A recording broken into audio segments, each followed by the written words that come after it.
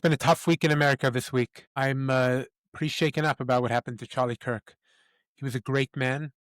He's almost certainly responsible for Trump's victory in the last election. He did great work.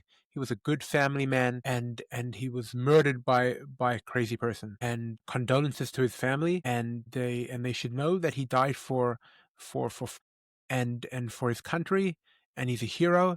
And he will not be forgotten. The response to the killing by the left is actually quite is actually shown to be how it is actually showing how dangerous and crazy they are. And they talk about turning down the volume. Trump's rhetoric, this rhetoric. Their response is so telling and so dangerous.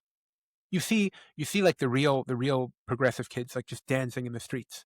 But then you see people like Ilhan Omar saying, well, he said hateful words. Somebody on MSNBC immediately were like, well, maybe this is white supremacy. And then right after, like, well, he says hateful things, hateful words, cause hateful things. These are sick people. And these are sick people because they think it is okay to kill Charlie Kirk for his views.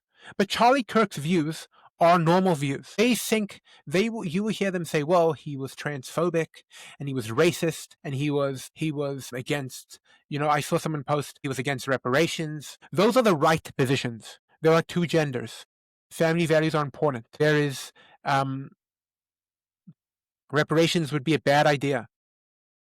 He's not racist because he points out the obvious problems in different societies. And those are the right positions to hold. So what's sick about this is that if these type of progressives, these type of ghouls, these type of demons, if they would be happy about this death, then they'd be happy about your death. They'd be happy about the death of any normal people. They hate life. They hate humanity. And that's what's I think shaking everyone up about this. That they are happy about the death of a person for being good, for being kind, for being righteous. They hate righteousness. They are evil, and they have to be defeated by showing that that's evil. Not, God forbid, what this crazy person did, but they have to be defeated with ideas. We cannot be afraid to speak the truth. We cannot be silenced by this assassin's bullet. We must continue to speak about this savage, bankrupt ideology. And they're losing. That's why they're doing this. They targeted Charlie Kirk because he won. Charlie Kirk succeeded because Charlie Kirk just went down to campuses and cordially and politely debated the points, and he won every time. And when they couldn't defeat him, they killed him. And they tried to kill Trump. When they lose, they go for the assassin's veto. And that just means that their cause is bankrupt, and we can win. We can win because our ideas are right. Because freedom is free speech, science. These are not the ideals of the left. These ideals of liberty-loving Americans, and they must be upheld. Another crazy story that happened this week. Everybody's up in arms about, and I think it's related. I think that progressives were more upset about Israel's bombing of the Hamas devils in Qatar than the death of Charlie Kirk.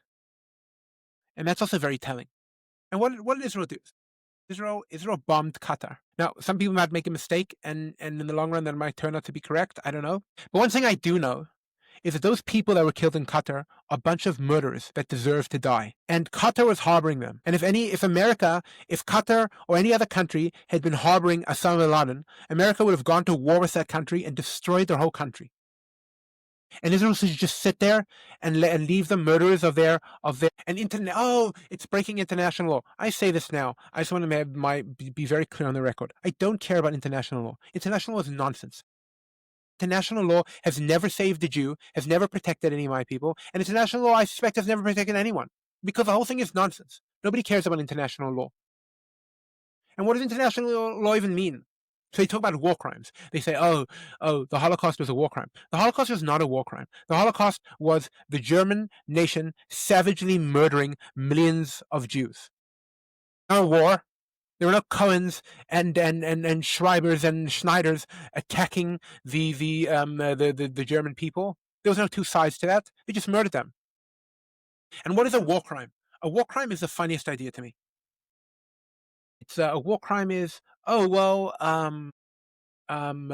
you can use this size bullet to kill someone, but you can't use another size bullet to kill someone. No, war is a crime. War is terrible. War is the worst thing you can possibly do. So once you're at war, it's any means necessary. And that's this whole and so Israel had the right to take those people out. They shouldn't have had them there. What is Qatar doing over there? And if Qatar doesn't like it, they can respond to Israel. And I don't think they will, because they know what'll happen. And Israel taught the world an important lesson. Jewish blood will be avenged. If you kill a Jew, if you harm Jews anywhere in the world, they will hunt you down and kill you. Your life will become forfeit. And I'm glad that lesson got taught to Qatar this week. And I'm glad this lesson got taught to Hamas. I want every Hamas person to know they're not safe. They're not safe till they surrender, all the hostages come down and they lay down their arms. I do not think the war in Gaza should come to an end with some negotiation. I want Arab army to finally be defeated. Not with some ceasefire, not with some negotiation, but totally and utterly defeated. And I don't care how many Palestinians have to die for that, because they started the war. It's not Hamas. They, the civilians of Gaza, built up a place for war. They broke in on October 7th. They've been sending Katyushas. They've been housing weapons in their homes. And I feel terrible for the children, but parents are supposed to protect their children, not create rocket launchers in their schools. And so we see that the left and much of Europe, it has totally upside down values. They praise the killing of a righteous and decent man, and they have nothing but outcry, and they have nothing but anger about the killing of evil mass murderers. And someone said to me on LinkedIn this week, talking about one of these apostate Jews who is selling out his people. He's like, well, these people are the only ones that make you look good amongst the world. I don't care what the world thinks of us. We've never cared what the world thinks of us. The world doesn't like the Jews. We understand that.